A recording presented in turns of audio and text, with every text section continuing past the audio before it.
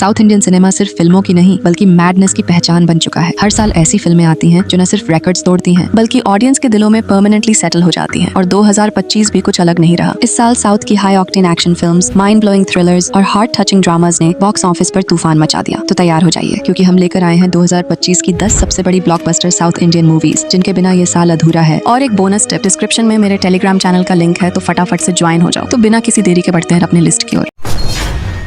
एक medical college, वहाँ हो रही अजीबोगरीब मौतें और एक पैरानॉर्मल इन्वेस्टिगेटर जो इन घटनाओं के पीछे के सच को पता लगाने की कोशिश में है। मुनार के एक मेडिकल कॉलेज में जब अचानक कुछ छात्रों की अजीब परिस्थितियों में मौत हो जाती है जो लगता तो पूरी तरह से आत्महत्या है। साथ ही कॉलेज में सुपरनैचुरल गतिविधियों की अफवाहें फैलने लगती हैं जिससे छात्रों के साथ स्टाफ में भी डर का माहौल बन जाता है। इन घटनाओं की जाँच के लिए रूबेन वैद्यलिंगम, जो एक फेमस पैरानॉर्मल इन्वेस्टिगेटर है, उसे बुलाया जाता है। जाँच के दौरान रूबेन को पता चलता है कि इन मौतों का संबंध अवंतिका से है, जो कॉलेज में हाउस सर्जन और लेक्चरर है और भूत प्रेत में विश्वास नहीं करती। जैसे जैसे रूबेन गहराई में जाता है उसे एहसास होता है कि इन घटनाओं के पीछे एक प्राचीन श्राप और भयानक सच्चाई छिपी है। अब सवाल ये है कि क्या रूबेन इस रहस्य को सुलझा पाएगा या फिर ये आवाजें और मौतें जारी रहेंगी। सबदम एक खतरनाक हॉरर थ्रिलर फिल्म है जिसे आप अभी के लिए थिएटर में देख सकते हो, जिसकी IMDb रेटिंग है 7.2 की।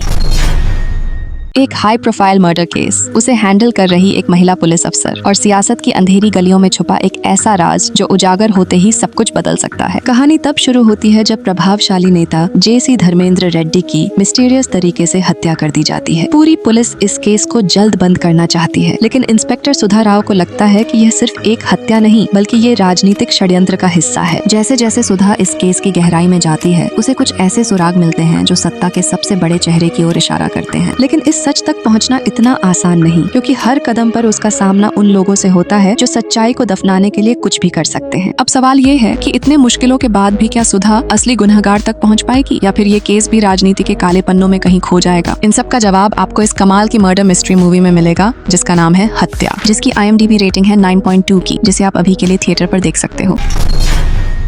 एक सीधा साधा सुनार, एक महंगी डील और एक ऐसा धोखा जो उसकी पूरी जिंदगी बदलने वाला था। अजयेश, जो एक ईमानदार सोने का व्यापारी है, वो हर किसी पर बहुत जल्दी भरोसा कर लेता है। जब उसे एक बड़े ऑर्डर की डील मिलती है तो वो सोचता है कि अब उसकी जिंदगी बदल जाएगी, लेकिन उसे बिल्कुल भी अंदाजा नहीं होता कि वो एक गहरी साजिश का शिकार बनने वाला है। सब कुछ तब बदल जाता है जब सोना गायब हो जाता है और शक की सुई अजयेश की तरफ घूम जाती है। अब सवाल ये है कि क्या वो अपनी बेगुनाही साबित कर पाएगा या फिर इस साजिश में फंसकर उसकी जिंदगी पूरी तरह तबाह हो जाएगी। मूवी का नाम है पॉन मैन, जो एक बढ़िया क्राइम ड्रामा है जिसकी IMDb रेटिंग है 7.9 की, जिसे आप जियो सिनेमा में देख सकते हो।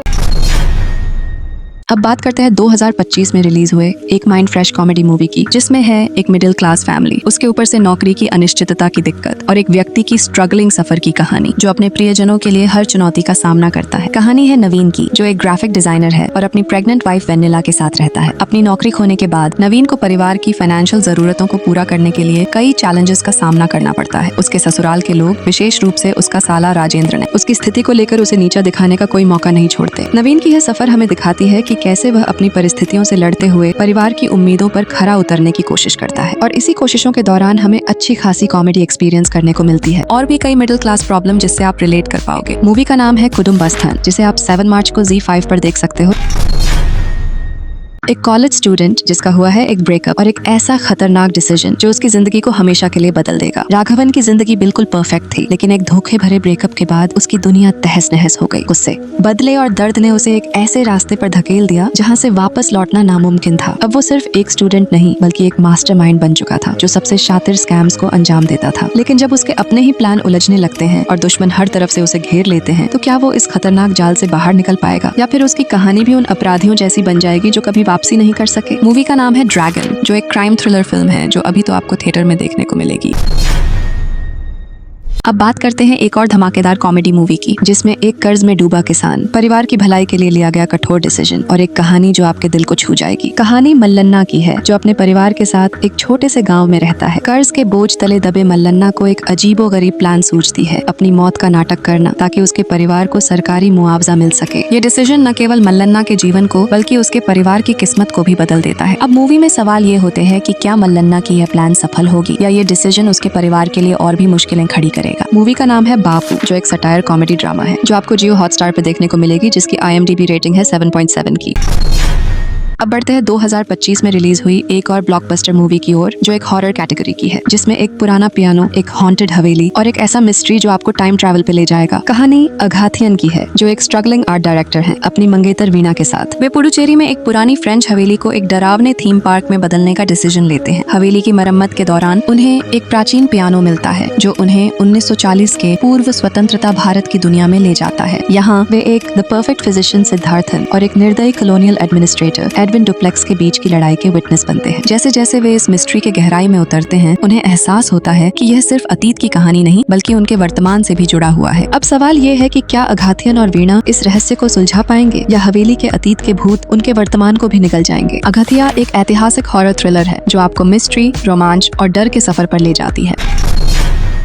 एक मिस्टीरियस किडनैपिंग, अजरबैजान की अनजान भूमि और एक पति की अडिग कोशिशें जो हर बाधा को पार करने के लिए तैयार हैं। कहानी है अरुण की, जो अपनी पत्नी कायाल के साथ अजरबैजान की यात्रा पर है। एक सुनसान सड़क पर उनकी कार खराब हो जाती है और मदद की तलाश में निकले अरुण की गैर मौजूदगी में कायाल अचानक गायब हो जाती है। अरुण को जल्द ही एहसास होता है कि यह कोई नॉर्मल गुमशुदगी नहीं बल्कि एक ऑर्गेनाइज्ड क्राइम का हिस्सा है। अपनी पत्नी को बचाने के लिए अरुण को स्थानीय पुलिस और एक मिस्टीरियस व्यक्ति एडविन की मदद लेनी पड़ती है। जैसे जैसे समय बीतता जाता है, अरुण को कई चैलेंजेस और खतरों का सामना करना पड़ता है, लेकिन उसकी अडिग कोशिशें उसे हार मानने नहीं देती। अब सवाल ये है कि क्या अरुण अपनी पत्नी को सुरक्षित वापस ला पाएगा, या अजरबैजान की यह यात्रा उनके जीवन की सबसे बड़ी चैलेंज बनकर रह जाएगा। फिल्म का नाम है विदा मोयार्की, जो एक एक्शन थ्रिलर फिल्म है। मूवी में आपको अजित कुमार और त्रिशा कृष्णन जैसे बड़े एक्टर देखने को मिलते हैं, तो बढ़िया स्टोरी तो एक्सपेक्ट कर ही सकते हो।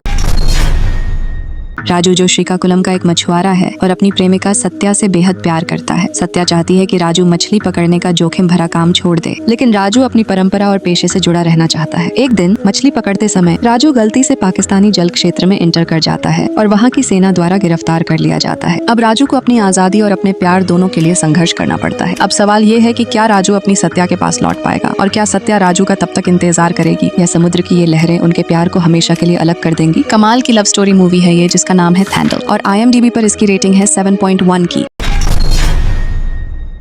फाइनली अब बात करते हैं इस लिस्ट की नंबर 1 मूवी की, और 2025 की नंबर 1 सस्पेंस मूवी की। एक निलंबित पुलिस अधिकारी, 40 साल पुराना हत्या का मामला और सिनेमा के गोल्डन एज से जुड़ा एक गहरा रहस्य। कहानी है विवेक गोपीनाथ की, जो एक जुआ घोटाले के कारण निलंबित पुलिस अधिकारी हैं। अपनी प्रतिष्ठा वापस पाने के लिए उन्हें एक 40 साल पुराने हत्या के मामले की जाँच सौंपी जाती है, जिसमें पीड़ित की पहचान अज्ञात है। जाँच के दौरान विवेक को पता चलता है कि यह मामला 1985 में बनी फिल्म काथोडु काथोराम के निर्माण से जुड़ा है, जिसमें ममूटी ने मुख्य भूमिका निभाई थी। जैसे जैसे विवेक इस मिस्ट्री में गहराई से उतरते हैं, उन्हें सिनेमा के सुनहरे युग की अनकही कहानियों का सामना करना पड़ता है। अब सवाल ये है कि क्या विवेक इस पुराने रहस्य को सुलझाकर अपनी प्रतिष्ठा वापस पा सकेंगे, या फिर यह मामला उन्हें सिनेमा की दुनिया के रहस्यों में सिर्फ उलझा कर छोड़ देगा। मूवी का नाम है रेखाचित्रम, जो एक मिस्ट्री थ्रिलर फिल्म है।